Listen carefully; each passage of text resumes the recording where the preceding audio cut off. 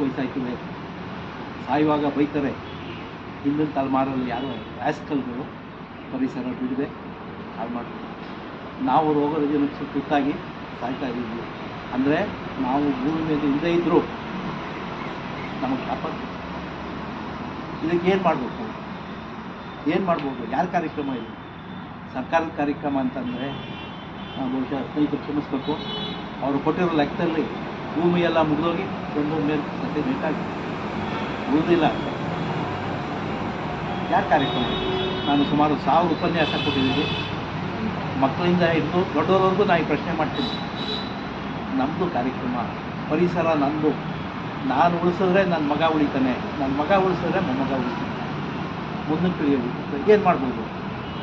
ದುಡ್ಡು ಬೇಕಾ? ದುಡ್ಡು ಬೇಕಾಗಿಲ್ಲ. ಪ್ರತಿ ದಿವಸ ಹುಟ್ಟುಹಬ್ಬ ಆಚರಿಸ್ಕೊತೀವಿ. ಒಂದು ಸಸಿ, ನೀವೇನೇ ಕಾರ್ಯಕ್ರಮ ಮಾಡ್ಕೊಳ್ಳಿ, ಒಂದು ಸಸಿ ನೀಡಿ.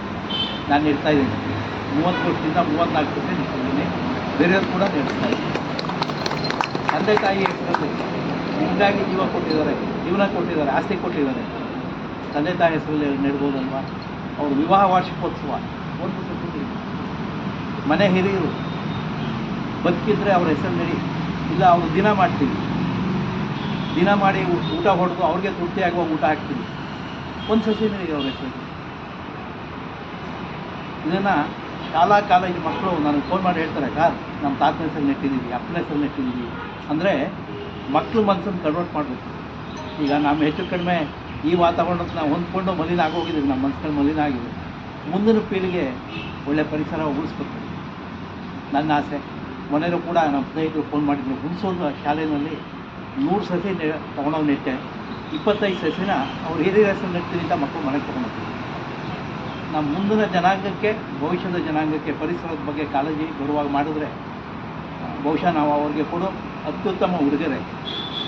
ಸುವರ್ಣ ಬೆಳಕು ಟ್ರಸ್ಟ್ನವರು ಪರಿಸರ ಸಂಬಂಧಪಟ್ಟಾಗೆ ತುಂಬ ಒಳ್ಳೆಯ ಕೆಲಸ ಮಾಡ್ತಾಯಿದ್ದಾರೆ. ಮುಂದಿನ ಕಾರ್ಯಕ್ರಮದಲ್ಲಿ ಒಂದು 25 ಕವಿಗಳು ಕೊಡ್ತೀನಿ ಪರಿಸರದ ಬಗ್ಗೆ ಗಮನ ಬರೆಯೋದು. ಪರಿಸರ ಕವಿಗೋಷ್ಠಿನೂ ಮಾಡೋಣ, ನಾನು ಕೈ ಜೋಡಿಸ್ತೀನಿ ಜೊತೆ ಅಂತ ಹೇಳ್ತಾ, ಪರಿಸರ ಸಂಬಂಧಪಟ್ಟ ಹಾಗೆ ಎಲ್ಲೇ ಕಾರ್ಯಕ್ರಮ ನಡೀಲಿ ನಾವೆಲ್ಲ ಭಾಗವಹಿಸೋಣ, 4 ಜನಕ್ಕೆ ತಿಳಿ ಹೇಳೋಣ ಅಂತ ಹೇಳಿ ನನಗೆ ಸನ್ಮಾನ ಮಾಡೋದಕ್ಕೆ ಕೃತಜ್ಞತೆ ಸಲ್ಲಿಸಿ ನಾನು ಮಾತನಾಡ್ತೀನಿ.